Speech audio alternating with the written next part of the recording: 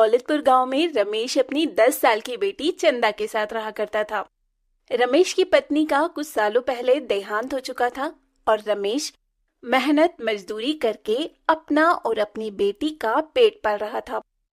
हालांकि रमेश का भाई महेश और उसका परिवार उसके घर के पास में ही रहा करते थे, लेकिन महेश की पत्नी लीला को चंदा बिल्कुल भी पसंद नहीं थी।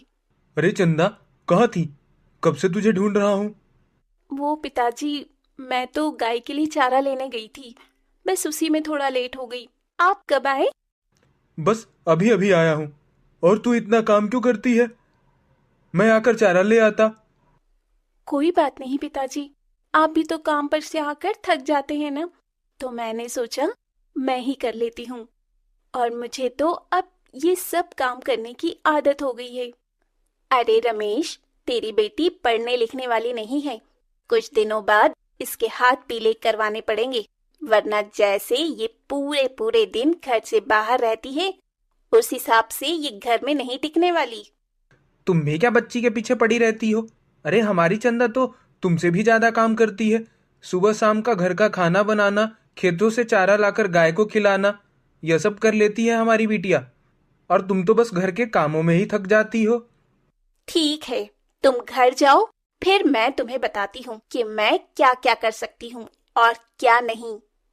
चंदा बहुत ही मेहनती थी। सुबह शाम घर का काम करने के बाद गाय को चारा डालकर भी चंदा अपने पढ़ाई के लिए समय निकाल ही लिया करती थी। ऐसे ही समय बीतता है और चंदा समय के साथ बड़ी हो चुकी होती है, लेकिन फिर भी उसका काम करने का तरीका नहीं बदलता। सुबह शाम खाना बनाना, शाम में खेतों से चारा लाकर गाय भैंसों को खिलाना, ये सब चंदा किया करती थी। चंदा, तुम्हें कितनी बार मना किया है, शाम के समय जंगल में अकेली मत जाया कर। मैं तो कुंती काकी के साथ जंगल से लकड़ियां लाने गई थी। क्यों पिताजी, क्या हुआ, कोई बात है क्या? नहीं नहीं, मैं बस इतना कह रहा हूँ कि कल से लकड़ियां मैं ही लाया करूंगा और गाय भैंस के लिए चारा भी खेत से मैं ही लाने जाऊंगा। तुझे कहीं जाने की जरूरत नहीं। लेकिन अचानक ऐसा क्या हुआ जो आप मुझे जंगल और खेत जाने से मना कर रहे हैं? रमेश चंदा की किसी भी बात का जवाब नहीं देता। वहीं रमेश के जाते ही लीला वहां आती है और चंदा से कहती है, तुझे पता नहीं है, सारा गांव तेरे बाप पर थू थू कर रहा है। और गांव वाले तो ये कहते हैं कि इतनी बड़ी जवान लड़की हो गई है, लेकिन अभी तक जंगल जाकर लकड़ियां लाती है और खेत में घंटों बिताती है। जरूर पापा के कान आपने ही भरे होंगे। मैं तो काम से खेत में जाती हूँ और जंगल भी काम से ही जाती हूँ। न जाने आप लोगों के दिमाग में क्या ही चलता है। हाँ, तो अब तेरे बाप ने मना कर दिया है तो तुझे कहीं जाने की जरूरत नहीं है, क्योंकि जल्द ही अब तेरे पिता तेरे हाथ पीले करवाने वाले हैं।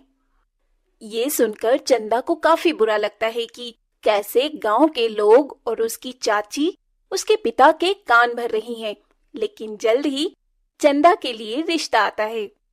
चंदा बिटिया, बाहर लड़के वाले आए हैं। सर पर दुपट्टा डालकर अच्छे से बाहर आ जा। रुक, मैं तेरी चाची को भेजता हूँ। अरे मैं आ ही रही थी, जा तू बाहर जाकर लड़के वालों को देख, मैं इसे लेकर आती हूँ।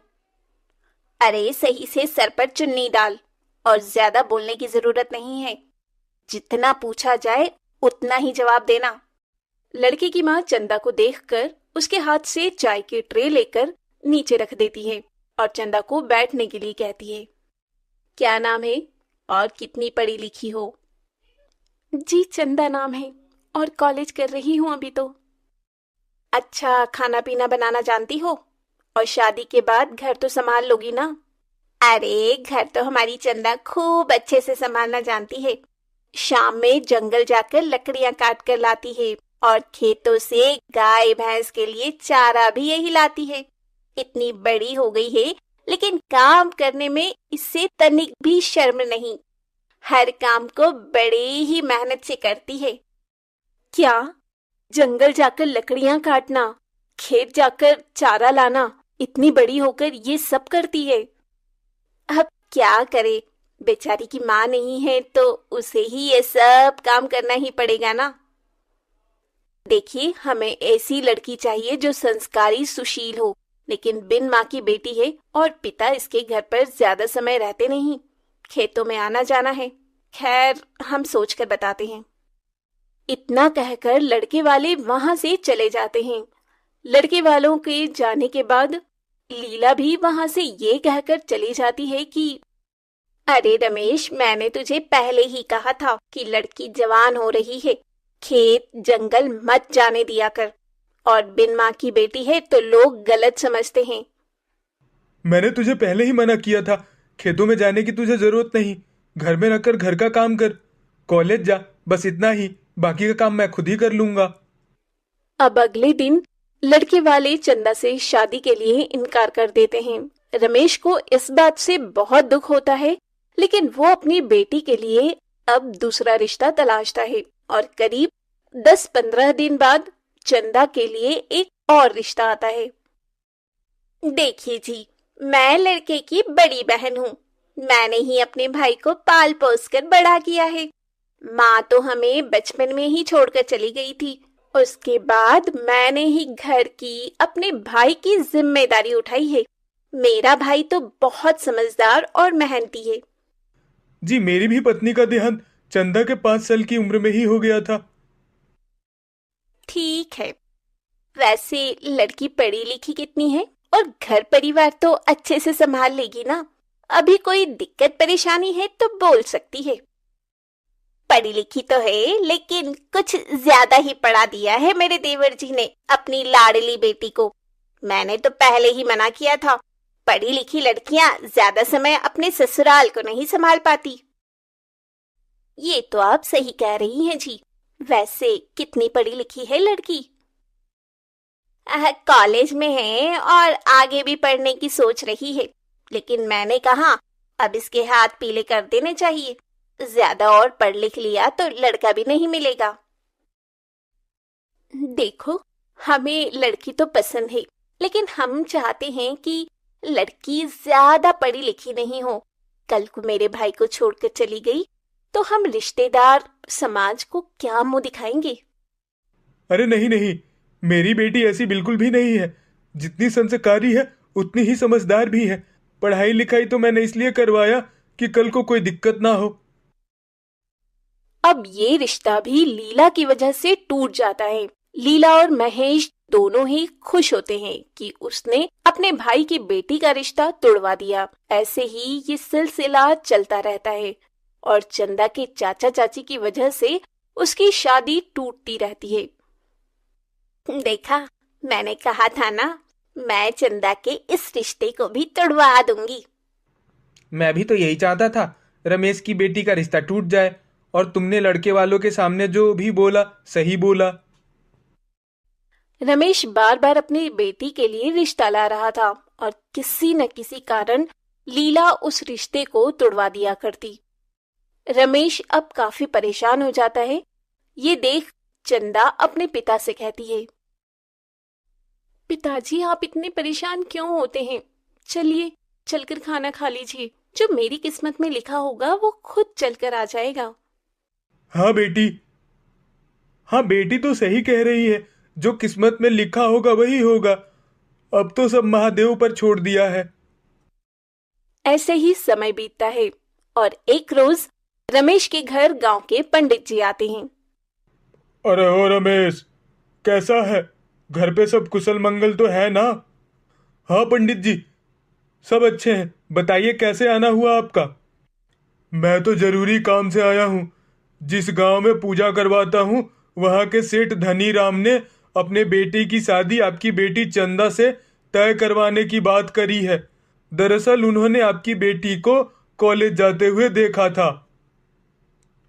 यह आप क्या कह रहे हैं पंडित जी? सेठ धनीराम जी तो इतने धनी हैं कि वह अपने बेटे के लिए एक से बढ़कर एक लड़की ला सकते हैं। तो भला मुझ गरीब पर इतनी मेहरबानी क्यों? धनीराम बेशक धनी है, लेकिन उन्होंने हमेशा से अपने परिवार को जोड़ कर रखा है और वो अपनी बेटी को बहू के रूप में एक कैसी लड़की चाहते हैं जो संस्कारी और समझदार हो। और शायद चंदा बिटिया में उन्हें यह सारे गुण नजर आए। कल वह चंदा बिटिया को देखने आ रहे हैं। पंडित जी की बात महेश सुन लेता है और वो जल्दी से ये सारी बातें घर जाकर अपनी पत्नी लीला को बता देता है। ये आप क्या कह रहे हैं? अभी तक हमने चंदा के लिए एक भी रिश्ता तय नहीं होने दिया है और अब सीधा चंदा के लिए धनीराम सेठ के बेटे का रिश्ता आया है। ये रिश्ता भी मैं तुड़वा कर रहूंगी। जाइए, दौलतपुर और खुशीपुर दोनों गांव के बीचों बीच पड़ने वाला बांध काट दीजिए, जिससे पानी बहने लगे और रास्ता बंद हो जाए। लेकिन मैं ऐसा करता हुआ पकड़ा गया तो गांव वाले मुझे गांव से निकाल देंगे। ऐसा कुछ भी नहीं होगा। ये काम आप रात में करेंगे और सावधानी से। अब अगले दिन रमेश सारी तैयारी के साथ सेठ धनीराम के परिवार और सेठ के आने का इंतजार करने लगता है। दूसरी तरफ सेठ और उसके परिवार दौलतपुर गांव के बांध पर पहुंचते हैं तो उन्हें बांध कटा हुआ मिलता है, जहां गांव के लोग मौजूद होकर बांध को ठीक करने में लगे थे, लेकिन बांध को ठीक करने में समय लगने वाला था। अरे भाई साहब, यह बांध कब तक ठीक हो जाएगा? हमें आगे गांव में जाना था। अरे सेठ जी, इसे ठीक होने में तो पूरा दिन लगेगा। यहाँ के लोग खुशीपुर गांव और खुशीपुर गांव के लोग दौलतपुर गांव में नहीं आ पा रहे। अच्छा अच्छा, ठीक है, लगता है दूसरे समय पर आना पड़ेगा। इतना बोलकर सेठ और उसका परिवार लौट जाता है और महेश बहुत खुश होता है। इधर रमेश सेठ के आने का इंतजार कर रहा होता है। सुबह से शाम हो जाती है और लड़के वालों की कोई खबर नहीं आती। चंदा बिटिया, एक कप चाय बना ला। लगता है हम गरीब से पंडित जी मजाक कर गए। जी पिताजी, अभी लाई आपके लिए चाय। चंदा अब कुछ देर बाद ही रमेश के लिए चाय बनाकर लाती है। तभी वहां पंडित जी भी आ जाते हैं, जिनके हाथ में बहुत सारे गिफ्ट होते हैं। अरे पंडित जी, आइए आइए, बैठिए। अरे वो चंदा बिटिया, पंडित जी के लिए चाय बना के लेती आना। मैं भी चाहता हूँ बेटा, आज सेठ जी गांव नहीं आ सके। तुम्हें पता ही होगा, गांव का बांध किसी ने काट दिया है, जिस वजह से आने जाने का रास्ता बंद है। लेकिन सेठ जी ने बिटिया के लिए शगुन के तौर पर यह सामान भेजा है। अब ये रिश्ता पक्का समझिए। अच्छा, मुझे पता नहीं था कि गांव का बांध टूटा पड़ा है, और यह शगुन देने की इतनी भी क्या जल्दी थी। मिलकर सब कुछ हो जाता। सेठ ने शगुन के तौर पर चंदा के लिए सामान तो भिजवा ही दिया था और कुछ समय बाद ही सेठ धनीराम रमेश के घर आता है और रिश्ता पक्का हो जाने के कुछ समय बाद ही अपने बेटे कुलदीप की शादी गरीब रमेश की बेटी चंदा से खुशी खुशी करवा देता है। पूजा और योगेश शादी के मंडप में बैठे 7 जन्मों के कस्मे वादों के साथ शादी के बंधन में बंधने जा रहे थे। जहां पूजा और योगेश अपनी नई शादीशुदा जिंदगी की शुरुआत करने के सपने देख रहे थे, वहीं योगेश की मां सुषमा पूजा के पिता श्यामलाल से बार बार एक ही बात कह रही थी। अरे भाई साहब, कहाँ रह गए आपके पैसे? लड़की का कन्यादान होने जा रहा है, लेकिन अब तक दहेज के पैसे नहीं आए हैं। बस मैंने अपने छोटे भाई को कहा है, वह लेकर आता ही होगा। अब तब तक बाकी की रस्में पूरी करवाइए। अरे समधी जी, इतनी भी क्या जल्दी है? एक बार पैसे आ जाने दीजिए, शादी ब्याह तो हो ही जाएगा। कौन सी लड़की भागी जा रही है आपकी? लेकिन मुहूर्त तो निकलता जा रहा है ना। मेरा छोटा भाई किशन लाल आता ही होगा। उन्हें आ जाने दीजिए, तब तक मैं कुछ खा पी लेती हूँ। देखो जरा क्या कुछ बनवाया है बारातियों के लिए। जी जरूर समधन जी, आइए आप बैठिए, मैं आपके लिए खाना मंगवाता हूँ। इधर पंडित जी बार बार मुहूर्त निकला जा रहा है कहकर मंत्रों को बीच में ही रोक दे रहे थे, लेकिन सुषमा श्यामलाल को अपनी बेटी पूजा का कन्यादान करने ही नहीं दे रही थी। देखिए समधन जी, पंडित जी का भी कहना है कि मुहूर्त निकलता जा रहा है। आप मेरी बात समझने की कोशिश कीजिए। बस मेरा भाई आता ही होगा, थोड़ा सा समय और दे दीजिए उसे। अरे बड़ी लंबी उम्र है समधी जी, आपके भाई की आ ही गए। पूरा कैश तो है ना, पूरे 5 लाख।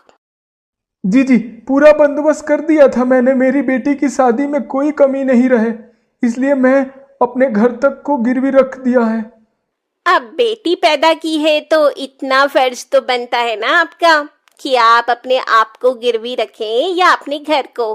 क्यों समधी जी, कुछ गलत तो नहीं कहा ना मैंने? जी नहीं नहीं समधन जी, अब मैं कन्यादान की रस्म पूरी करता हूँ। सुषमा का बेटा पढ़ा लिखा और अच्छी नौकरी करता था। सुषमा ने अपने बेटे की शादी के लिए लड़की वालों से 5 लाख रुपए कैश, घर का सामान और एक कार दहेज की मांग की थी, जो श्यामलाल जैसे तैसे पूरा करता है। अब पूजा भी शादी करके अपने मायके से ससुराल आती है। श्यामलाल तो सोचता है उसने अपने बेटी को इतना कुछ दिया है कि उसकी सास उसे कुछ भी नहीं कहेगी और हमेशा ही उसे अपनी पलकों पर बैठा कर रखेगी। लेकिन सुषमा इतनी लालची थी कि दूसरे दिन से ही उसके मन का लालच और भी बढ़ता जा रहा था। अरे बहू, कल पग फेरे की रस्म है तो तेरे बाप को बोल देना कि यहाँ से 10 लोग जाएंगे, उनका खाना पीना बन जाना चाहिए और सभी को शगुन में नए कपड़े और 1000 रुपए तो दे ही दें। लेकिन माँ जी, पग फेरे की रस्म में तो सिर्फ लड़की जाती है, लड़के के रिश्तेदार नहीं। और ये कौन सा रिवाज है जिसमें पैसों के साथ कपड़े देने पड़ते हैं? हमारे यहाँ तो यही रिवाज है, इसीलिए पहले से बता रही हूँ। अच्छा माँ जी, अगर ऐसा है तो कोई बात नहीं, इस पग फेरे की रस्म को रहने ही देते हैं। मेरे पिता ने अभी अभी आप लोगों को इतना कुछ दिया है कि उनका हाथ खाली हो चुका है। वो 10 लोगों का खाना पीना, कपड़े और शगुन के तौर पर 1000 रुपए नहीं दे पाएंगे। हाँ हाँ, तेरा फकीर बाप जब बेटी के ब्याह में खर्च नहीं कर सकता था तो बेटी को जन्म ही क्यों दिया। खैर छोड़ो, अब तक उसने जितने भी सामान दहेज में दिए हैं सारे लोकल हैं, कोई काम का नहीं लग रहा। माँ जी, मैं समझती हूँ, उन्होंने जो भी दिया है कर्ज में आकर दिया है। जैसा भी दिया है अपनी तरफ से अच्छा दिया है। आप ऐसे कैसे बोल सकती हैं? जो देख रही हूँ वही बोल रही हूँ, लेकिन तेरी जुबान भी दूसरे दिन से ही कुछ ज्यादा चलने लगी है। पूजा अपनी सास की बातें सुनकर समझ जाती है कि उसकी सास एक नंबर की दहेजखोर लालची औरत है। ऐसे ही समय बीत रहा था। एक रोज सुषमा के कमरे का एसी खराब हो जाता है। सुषमा अपने बेटे योगेश से एसी ठीक करवाने की बात कहती है। माँ, आपको पता है ना शादी में कितना खर्च आया है। बेशक हम लड़के वाले हैं, लेकिन खर्च तो हमारा भी हुआ है और अभी मेरी तनख्वाह भी नहीं आई है, तो इन सब पर खर्च करने का आप सोचो भी मत। हाँ बेटा, ये भी तू सही कह रहा है। चल, इसका भी उपाय मैं करती हूँ, तू अभी ऑफिस जा। योगेश के ऑफिस निकल जाने के कुछ देर बाद हॉल में पोछा लगा रही पूजा से सुषमा कहती है, अरे बहू, अब तक तेरा काम नहीं हुआ। तेरे बाप को बुलाया था घर पर, आता ही होगा। अगर आए तो नाश्ता पानी करवा कर भेजना। लेकिन पिताजी आ रहे हैं, उन्होंने तो मुझे कुछ बताया ही नहीं कि वो मुझसे मिलने आ रहे हैं। तेरे बाप को मैंने यहाँ तुझसे मिलने नहीं बुलाया है, बल्कि तेरे बाप से कहा था कि घर का एसी खराब हो गया है। बेटी के लिए इतना तो कर ही सकता है। मैं समझी नहीं माँ जी, क्या आप मेरे पिताजी से नया एसी मंगवा रही हैं, वो भी अपने कमरे में लगवाने के लिए? हाँ, बड़ी जल्दी समझ आ गई। चल अच्छा है, मैं जा रही हूँ कांता के घर, थोड़ा काम है। तेरा बाप आए तो बिना नाश्ता पानी के मत भेजना, वरना कल को बदनामी होगी। लेकिन माँ जी, मेरे पिताजी से जितना हुआ उन्होंने उतना तो किया ही ना, तो अब आप उन्हें और क्यों परेशान कर रही हैं? क्या उन्होंने दहेज में कोई कमी छोड़ी है? लड़की का बाप जितना दे उतना कम है, चाहे वो ताजमहल ही क्यों ना दे दे, और लड़के वाले जितना ले उतना कम है। ये बात तू नहीं जानती क्या बहू? चल अभी घर के काम पे ध्यान दे, मेरी बातों पर नहीं। इतना कहकर सुषमा अपनी पड़ोसन कांता के घर चली जाती है। कुछ देर बाद श्यामलाल अपनी बेटी के ससुराल आता है। अरे पूजा बेटी कैसी है? घर में सब ठीक तो है ना? बाहर तो धूप भी बहुत तेज है। पिताजी आप आ गए, कैसे हैं आप? आपकी तबीयत तो ठीक है ना? बैठिए ना, आप खड़े क्यों हैं? मैं आपके लिए ठंडा पानी लेके आती हूँ। बेटी सब ठीक है। वह तो बस मैं तेरे लिए एसी लेकर आया हूँ। दहेज में मैंने तुझे पंखा कूलर तो दिया, लेकिन एसी नहीं। अरे पिताजी, इसकी क्या जरूरत थी? और मुझे अच्छे से पता है ये आप अपनी मर्जी से नहीं लेकर आए हैं, आप पर दबाव बनाया गया है। नहीं नहीं बेटी, कैसी बातें कर रही है तू? मैं ये तेरे लिए ही लेकर आया था। पूजा अपने पिता की बात सुनकर किचन में पानी लाने जाती है। तभी श्यामलाल किसी से फोन पर बातें कर रहा होता है। मालिक, जल्द पैसे दे दूंगा। अभी मैं बेटी के घर आया हूँ, ज्यादा बात नहीं कर सकता, माफ कीजिएगा। मैं घर आते ही आपसे मिलने आता हूँ, बस कुछ दिन और। पिताजी लीजिए पानी। और किसका फोन था? आप इतने परेशान क्यों हैं? बताइए क्या बात है? आप मेरी शादी के बाद कर्ज में आ गए हैं, मुझे पता है, इसलिए आप इतना परेशान हैं। अरे अरे, तुझे चिंता करने की कोई जरूरत नहीं है, सब हो जाएगा। और समधन जी कहाँ है? कहीं नजर नहीं आ रही है। मैं चलता हूँ, यह एसी उन्हें दिखा देना। पूजा तो सब जानती थी कि उसके पिता बिना बोले ये एसी नहीं लाए हैं, बल्कि उसकी सास ने इतना दहेज लेने के बाद भी उसके पिता को प्रताड़ित कर रखा है। और पूजा भी दहेज की बढ़ती मांग से प्रताड़ित हो रही थी। एक रोज सुषमा हॉल में बैठी टीवी देख रही होती है, तभी टीवी अचानक बंद हो जाता है। सुषमा बहुत कोशिश करती है, लेकिन टीवी नहीं चलता। तभी सुषमा पूजा के पिता श्यामलाल को फोन लगाकर कहती है, अरे समधी जी, कैसे हैं आप? आपने एसी तो बड़ा अच्छा दिया है, ठंडी ठंडी हवा आती है। बस मैंने तो आपको इसीलिए याद कर लिया कि मेरा मनोरंजन नहीं हो पा रहा है। अभी अभी टीवी खराब हो गया है, सोचा आपको बता दूं, आप भिजवा दें अपनी बेटी के लिए टीवी। 1 मिनट माँ जी। पिताजी आप फोन रखिए, मैं बाद में बात करती हूँ। और माँ जी, आप अगर आपने गलती से भी मेरे पिताजी के हालचाल लेने के लिए भी अब फोन किया तो मुझसे बुरा कोई नहीं होगा। देख रहा है योगेश, तेरे सामने ही तेरी पत्नी मुझे धमका रही है। आपको जो समझ में आए वो समझिए माँ जी, लेकिन मेरे पिताजी अब आपको कुछ भी नहीं देंगे दहेज में। वैसे ही आपने सामान से लेकर पैसे तक लिए हैं, और मेरे दहेज का सामान आपने अपनी बेटी के लिए भिजवा दिया है। और जो चीज खराब हो रही है वो आप मेरे पिताजी से मंगवा रही हैं। क्या ये गलत नहीं है? माँ, आज मैं आपको कुछ नहीं कहूंगा। पूजा बिल्कुल ठीक कह रही है। तू इसकी बातों में मत आ। अगर इसे यहाँ से जाना है तो जाए, मैं नहीं रोकने वाली। मैं तेरी दूसरी शादी करवा दूंगी और वहां से भी इससे 2 गुना दहेज मिलेगा। माँ जी, आपको जैसा सही लगे, लेकिन मैं इस घर को छोड़कर जा रही हूँ। मैं अपने पिता पर और बोझ नहीं बन सकती। मैं अपने मायके भी नहीं जाऊंगी, लेकिन जहाँ जाना होगा मैं चली जाऊंगी। मैं भी तुम्हारे साथ हूँ, तुम चिंता मत करो। मैं तुम्हारे साथ 7 जन्मों के कसमों वादों के साथ 7 फेरे लिए हैं। सुषमा अपने लालच की वजह से अपने बेटे को खो देती है, क्योंकि पूजा के घर से जाने के साथ ही योगेश भी पूजा के साथ चला जाता है। और इस बात का सुषमा को बहुत पछतावा होता है। हालांकि वो अपने बेटे को मनाती भी है, लेकिन योगेश नहीं मानता। वो भी अपनी माँ के रंग को काफी समय से नोटिस कर रहा था। इसीलिए कहते हैं लालच बुरी बला है। चंदा सुबह सुबह कपड़े धो रही होती है। तभी चंदा की सौतेली माँ डुमरी चंदा को और भी कपड़े लाकर देते हुए कहती है, सिर्फ खाने में तेरे हाथ चलते हैं, वैसे तुझसे कोई काम नहीं होता है। चल जल्दी जल्दी हाथ चला ताकि तुझे और भी काम दूं।